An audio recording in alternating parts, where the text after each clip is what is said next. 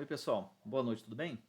Então, a gente vai falar hoje sobre uma planilha que eu fiz para um cliente e aí modifiquei aqui, né? Fiz umas mudanças de conteúdo, né? De dados, não de modelagem, para a gente poder fazer essa aula aqui, tá? É uma planilha de projeção de folha de pagamento, onde a gente tenta projetar todos os custos de folha de pagamento, suas provisões, né? Claro, também.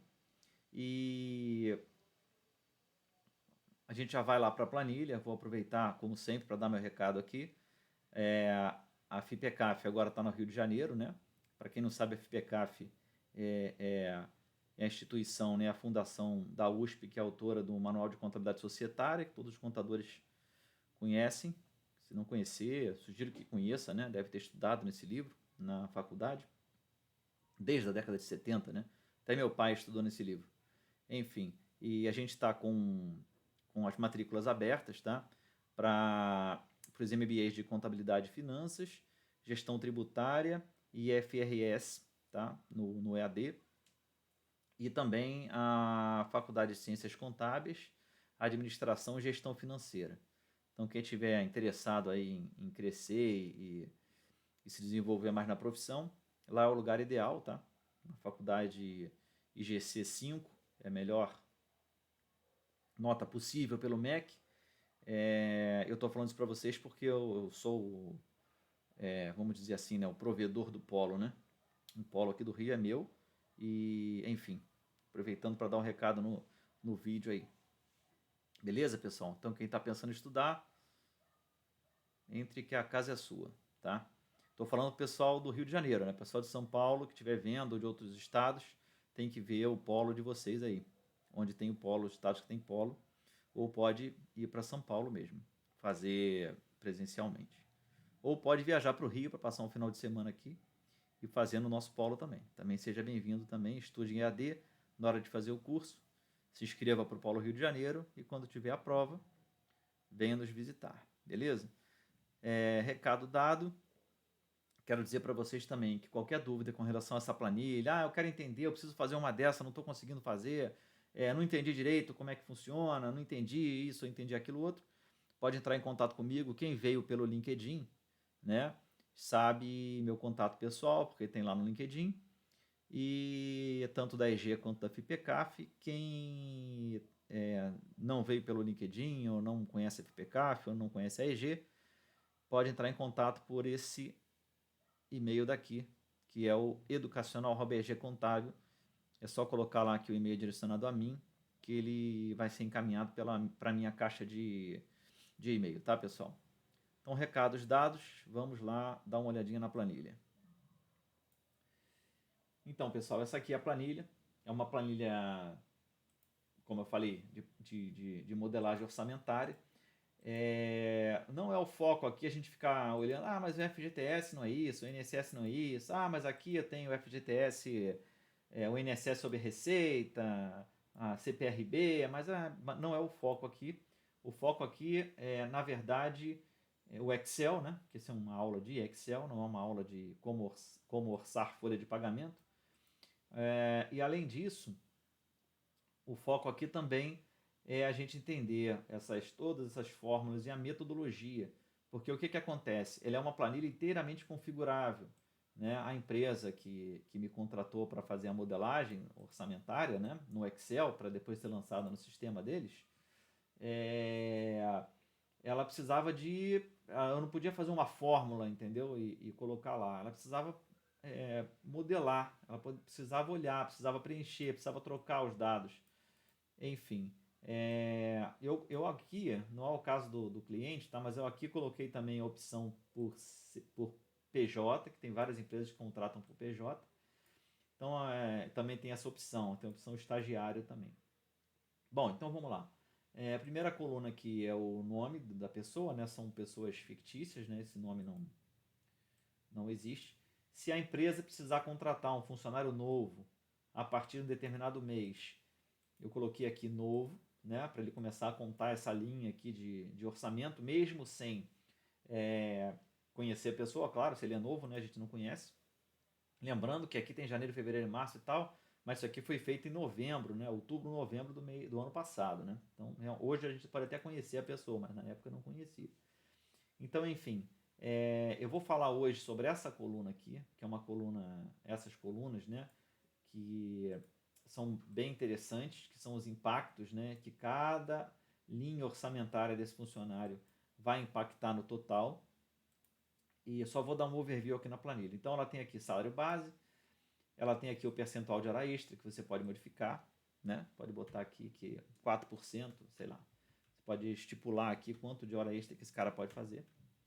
Essa planilha aqui já é o salário base mais a hora extra, tá? Ah, mas e o DSR, se for horista? Beleza. Nesse caso aqui não... Ele já fez a conta com o descanso semanal remunerado dentro desse percentual aqui, ok? O limite de hora extra e DSR, ele está dentro dos 5% do salário, tá? Essa é a regra orçamentária. Depois a gente tem aqui se a pessoa vai ter férias, porque se for PJ, por exemplo, né? Ela pode não ter férias ou pode ter férias, enfim. A gente tem aqui se tem FGTS ou não. A gente tem aqui se tem INSS ou não. Se vai impactar dissídio ou não. Se vai ter vale refeição, se vai ter vale alimentação, se vai ter vale transporte, se vai ter plano de saúde e se vai ter quantos são os beneficiários do plano de saúde, tá?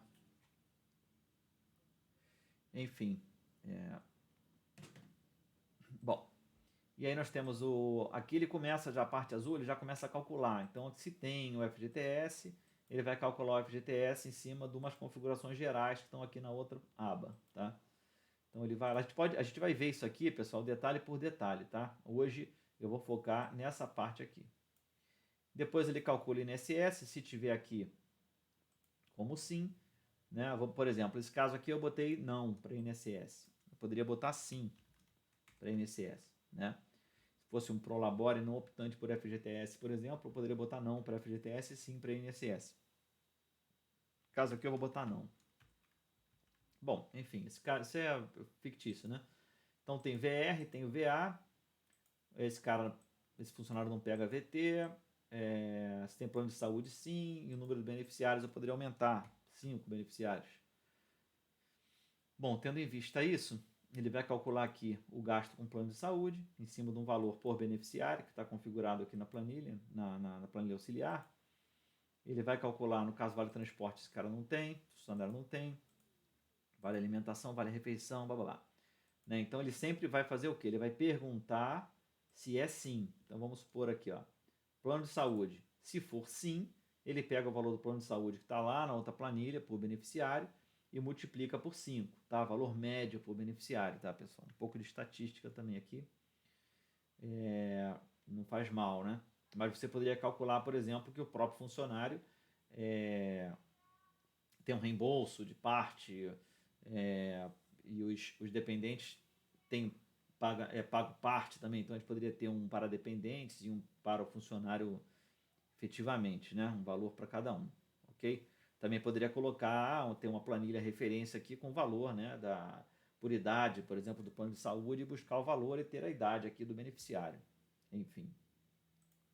Nesse caso, a empresa optou por usar um valor médio, né? Por beneficiário do plano de saúde. Feito isso, esse total aqui não importa em nada, vou ocultar ele aqui. A gente começa a calcular tudo e jogar aqui, tá? Então ele ele tem essa fórmula aqui, né, onde ele calcula o 13º, a férias aqui embaixo, ele calcula 13º aqui, ele aplica dissídio e ele soma esses itens aqui. Então, por exemplo, se botar FGTS não, ele não vai calcular FGTS e ele vai somar aqui 0, ok? Vocês podem ver que essa fórmula ela tem referência aqui, olha, no FGTS e no INSS, porque ela pergunta sobre eles, mas ela pergunta para fins de cálculo de 13º, né, de aplicação dos tributos em cima do 13º e em cima das férias, ok? Então não é para calcular o INSS e o FGTS do salário, que isso já está configurado aqui na frente. Bom, vista a planilha de uma forma geral, a minha ideia é conversar sobre cada uma dessas fórmulas, tá, pessoal? Explicar essa fórmula grandona aqui. Já vou deixar uma dica aqui, que é o Alt da parte esquerda do teclado. Esse Alt, para quem não sabe, ele deixa você ele deixa você dar Enter dentro da fórmula. Então você não precisa ter uma coisa desse tipo aqui,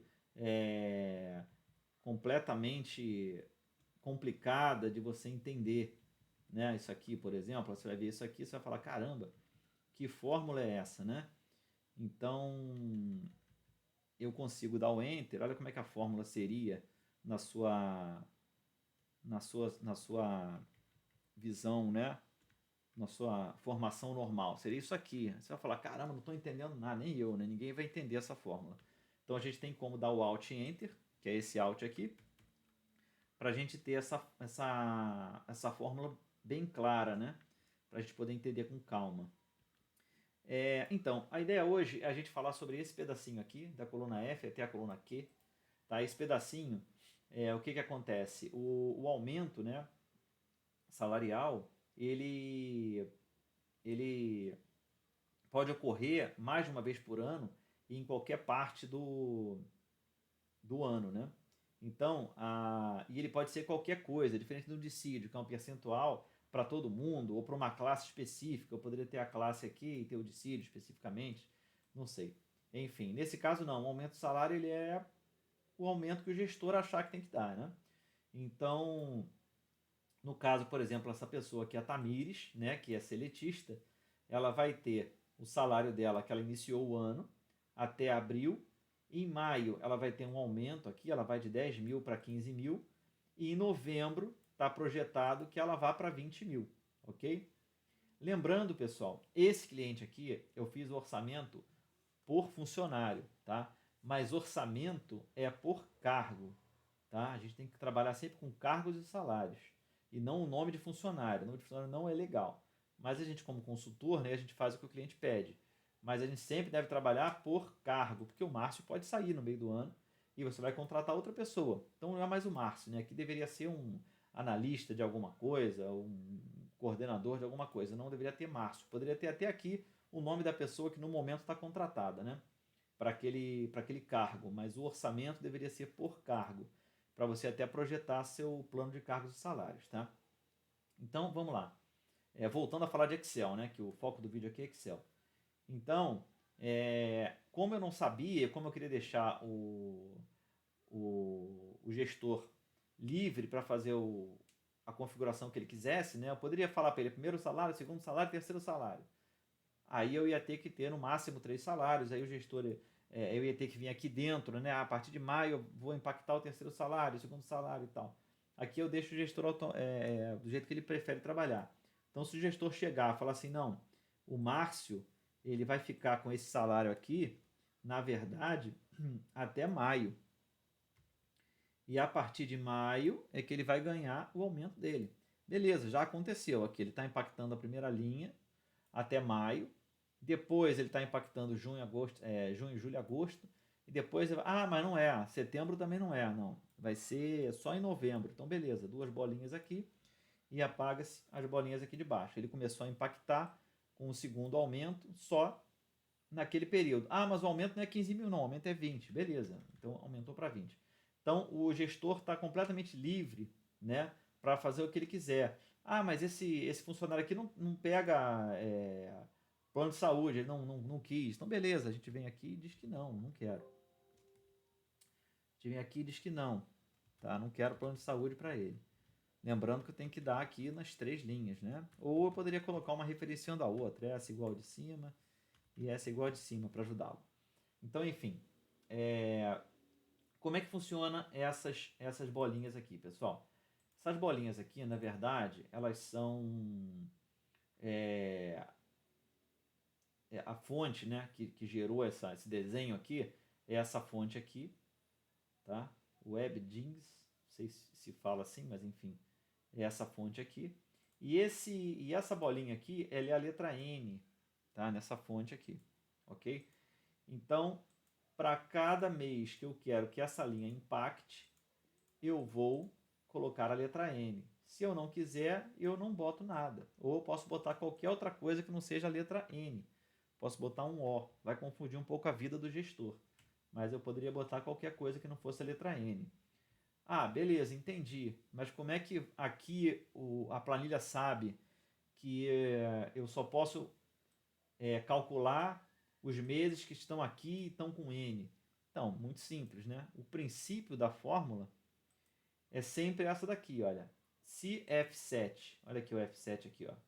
Se o F7 é igual a N, então você calcula tudo. Se não, né, que é o if, já tem um vídeo aqui que fala sobre if, tá, pessoal? Então, dá uma olhadinha aí que já tem um vídeo sobre if. Se não, valor zero. Exatamente o que aconteceu aqui, ó. Aqui, por exemplo, tem um N aqui? Não, não tem nada, tá vendo? Então, o que ele vai fazer? Vai trazer valor zero. Dessa forma, a gente consegue quebrar, né? E quantas vezes nós quisermos aqui, né? Eu posso criar uma linha extra aqui e colocar 4 colunas, 4 linhas, do jeito que eu preferir, tá? Eu posso também falar assim, olha, aqui eu estou deixando ele fazer 10 horas extras, mas aqui eu não quero mais, aqui eu quero zero. Depois que eu der o aumento, ele não vai poder mais fazer hora extra nenhuma, beleza? Configuração completamente aberta, tá, pessoal? Então, é basicamente isso. Hoje eu queria falar só sobre esse pedacinho aqui, dos meses que está impactando cada coisa, tá? Então é feito dessa forma.